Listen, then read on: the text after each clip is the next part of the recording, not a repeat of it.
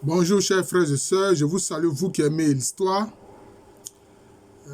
Après ma vidéo sur mémoire de l'eau, les ancêtres africains savaient. Je veux maintenant, à travers cette vidéo, parler de l'absence de distanciation ou de distance quantique et de l'ADN. Que là aussi, concernant ces deux éléments,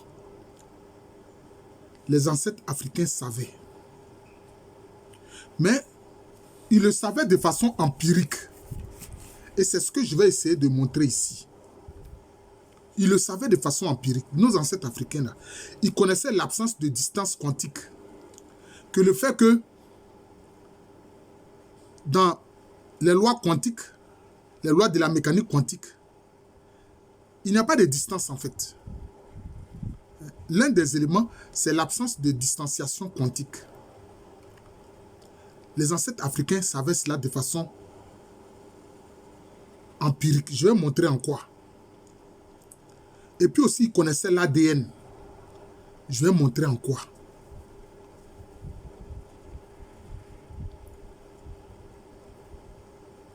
Premier exemple que je vais prendre, ce sont les tabourets ou les sièges des chefs et des rois.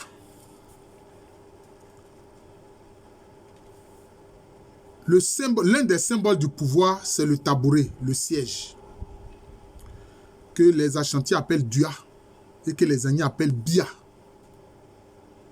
et que les Otiles appellent Ada. Quand un roi est intronisé, déjà on fait un tabouret pour lui. Et il lui est demandé de temps à autre de s'asseoir sur ce tabouret-là. Bien sûr, personne à part lui ne peut s'asseoir là-dessus. C'est lui seul qui s'assoit sur ce tabouret-là. Durant tout son règne, de temps en temps, il s'assoit sur ce tabouret. Il s'assoit sur ce tabouret. Pourquoi les ancêtres faisaient cela? Pour que sa personne imprègne le tabouret. Vous voyez? Comme s'il laisse son ADN, pour que l'ADN qui sort de son corps imprègne le tabouret, qui est en bois bien sûr. Et quand le roi vient à décéder, alors ce tabouret-là est consacré en son nom. Vous voyez. Alors la consécration, ça consiste à faire certains rituels, notamment de la libation, et puis des animaux sacrifiés. Vous voyez. Donc, durant toute la vie du roi ou du chef, on l'a amené à s'asseoir sur son tabouret. On l'a amené à s'asseoir sur son tabouret. Pour que son ADN, son être imprègne le tabouret. Donc vous voyez, ils avaient une connaissance du tabouret, j'ai dit du tabouret, de l'ADN, mais de façon empirique. De façon empirique. L'un des éléments qui prouve qu'ils connaissaient l'ADN, quand quelqu'un est très malade et qu'on ne peut pas le déplacer, et qu'alors on veut voir des devins à propos de sa maladie, etc., qu'est-ce qu'on fait? Pour aller voir le devin qui va faire la divination et dire l'oracle, on prend des habits que le malade portait ou que le malade a porté. Et c'est avec un de ces habits-là qu'on se rend chez le devin. Le malade, lui, il est resté loin. Est-ce que vous comprenez? Le malade, lui, il est resté loin. Mais à ce niveau-là, il y a deux choses qui apparaissent. C'est la connaissance de l'ADN et la connaissance de l'absence de distance quantique. Le malade est loin. Mais le fait qu'on ait pris l'habit qu'il porte pour aller chez le devin, c'est comme s'il est présent. Donc, grâce à son habit, le devin pourra alors faire tranquillement sa divination parce que son habit, c'est comme si c'est le malade même qui est là. L'habit qu'il porte là, qu'il a porté là, c'est comme si c'est lui-même qui est là. Vous voyez. Et parce que cet habit est imprégné de ses émanations. Cet habit est imprégné de ces émanations. Voilà ce que nos ancêtres africains faisaient. Voilà ce que nos ancêtres africains. Donc, ils avaient la connaissance, de l'absence de distance quantique et de l'ADN. C'est pour ça qu'ils agissaient ici. Un autre exemple que je vais prendre, il y en a beaucoup, un autre exemple que je vais prendre pour que vous en soyez convaincus. L'absence de distance quantique, c'est quoi? C'est ce que aussi les Haïtiens faisaient.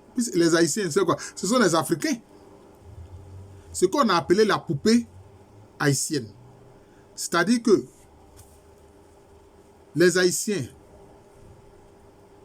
pour faire quelque chose, par exemple, à quelqu'un, qu'est-ce qu'ils faisaient? Ils prenaient une poupée et puis ils proclament que cette poupée-là, c'est telle personne. Ils disent que cette poupée-là, c'est telle personne. Vous voyez, c'est telle personne. Et donc, s'il veut nuire à la personne, s'il prend une aiguille qui pique la poupée, la personne là, automatiquement, se sent piquée, quelle que soit la distance à laquelle cette personne-là se trouve. Que ce soit à 10 000 km, 15 000 km, qu'importe. À partir du moment où il a proclamé que cette poupée-là, c'est la personne là, dès qu'il pique la poupée, la personne se sent piquée loin là-bas où elle est. Ça, c'est parce qu'ils sont les Africains. Mais les Africains, eux, qu'est-ce qu'ils faisaient? Eux, ils faisaient des statuettes. Voilà. Eux, ils ne prenaient pas des poupées. Ils ne connaissaient pas poupées, non, non. Ils prenaient des statuettes. Vous voyez. Et ils proclament que la statuette là, c'est tel ancêtre. Ça faisait partie, c'était l'un des éléments du culte ancestral. L'absence de distance quantique, c'était l'un des éléments que les Africains utilisaient dans le culte des ancêtres. Ils prennent la statuette, ils disent que la statuette là, ça représente tel ancêtre. Et ils proclament cela, Ils disent que c'est tel ancêtre. Oui. Donc, quand ils font un rituel, un rite, et qu'ils parlent à la statuette, en réalité, ce n'est pas la statuette qui parle, mais ils parlent à l'ancêtre. Quel que soit le lieu où l'ancêtre est. L'ancêtre qui est, je ne sais pas moi, décédé peut-être depuis 100 ans, 200 ans, qu'importe. Vous voyez? Ils sont convaincus que l'ancêtre, du lieu où il est, il entend. Parce que cette statuette-là, c'est lui. C'est sa représentation. Vous voyez? C'était comme ça. C'était comme ça. Donc, l'absence de distance quantique, les ancêtres africains connaissaient ça. Les Africains connaissaient ça. Vous voyez? C'est comme ça. D'ailleurs, il y a un rite que faisaient les femmes, qu'on appelle Momomé, que les Agnis appellent Momomé, mais que les Baoulés appellent Adjanou, que sans doute, bon, beaucoup d'Ivoiriens connaissent Adjanou. Mais quand elles font l'Adjanou, qu'est-ce qu'elles font? L'un des éléments du rituel, c'est qu'est-ce qu'elles font? Elles peuvent prendre un objet, par exemple un bois,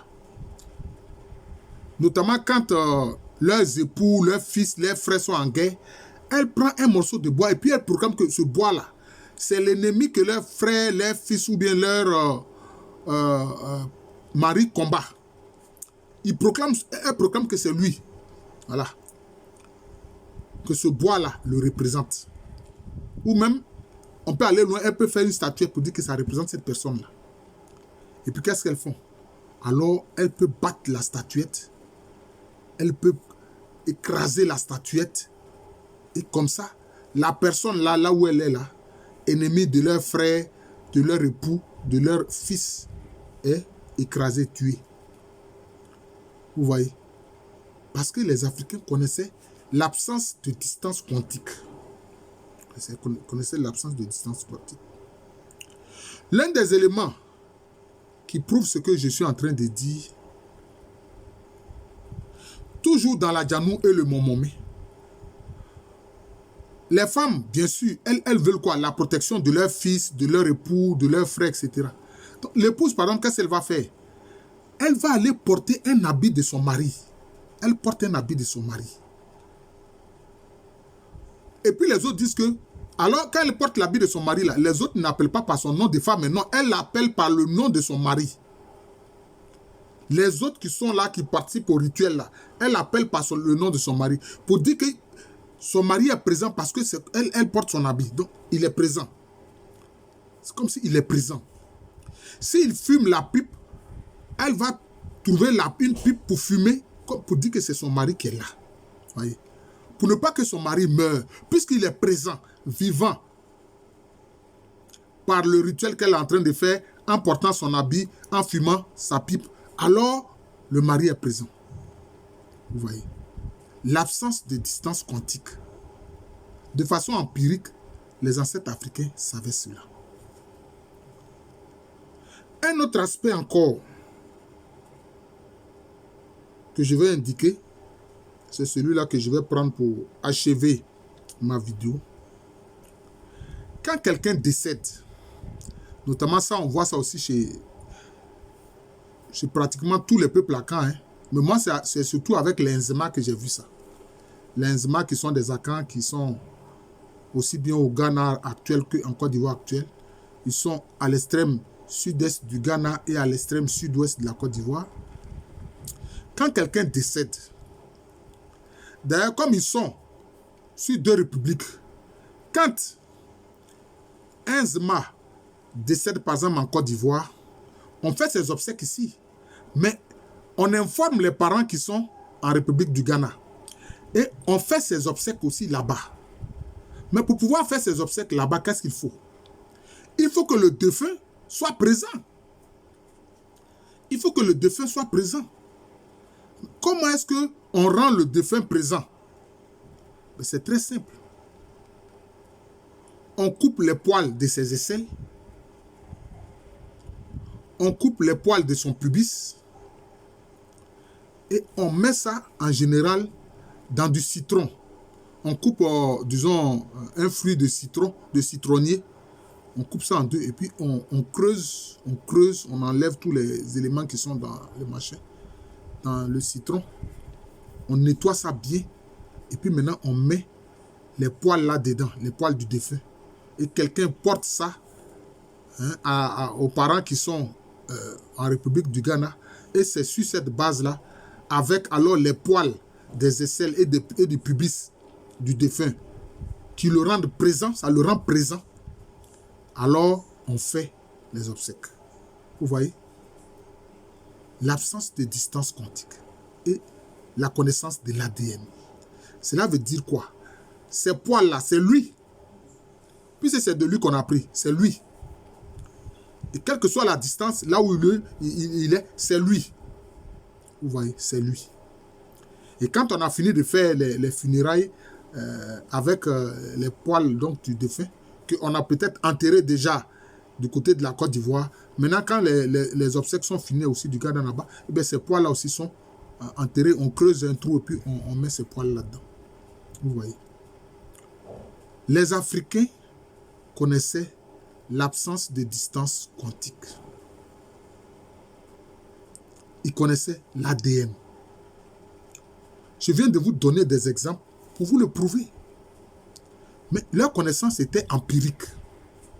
C'est ça, leur connaissance sur ces questions-là était empirique. Il se trouve que la science a maintenant mis ça en exergue. C'est tout.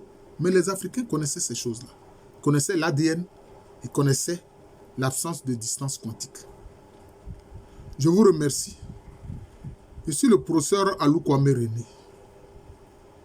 Professeur titulaire d'histoire à l'université Félix Houphouët-Boigny. Je voudrais remercier le frère Bosson qui connaît cette page YouTube de moi, professeur en entier Alou Kwame René. On y accède par ce moyen-là, ou aussi on y accède en tapant tout simplement Kwame René Alou. Alors il dit, il partage mes vidéos, il en parle pour que les frères de la diaspora, etc., puissent voir mes vidéos et voir ce que je fais sur l'histoire de nos ancêtres africains. Mais aussi sur d'autres sujets. Voilà, sur d'autres sujets. Dernièrement même, j'ai fait une vidéo sur l'Ukraine. Voilà, les origines historiques de la crise ukrainienne. Vous voyez. Donc, je vous remercie. J'enseigne à l'université Félix Houphouët-Boigny, une université qui est à Abidjan, c'est dans le quartier de Cocody, c'est en Côte d'Ivoire, un pays situé en Afrique de l'Ouest. Merci encore et bonne journée à tous.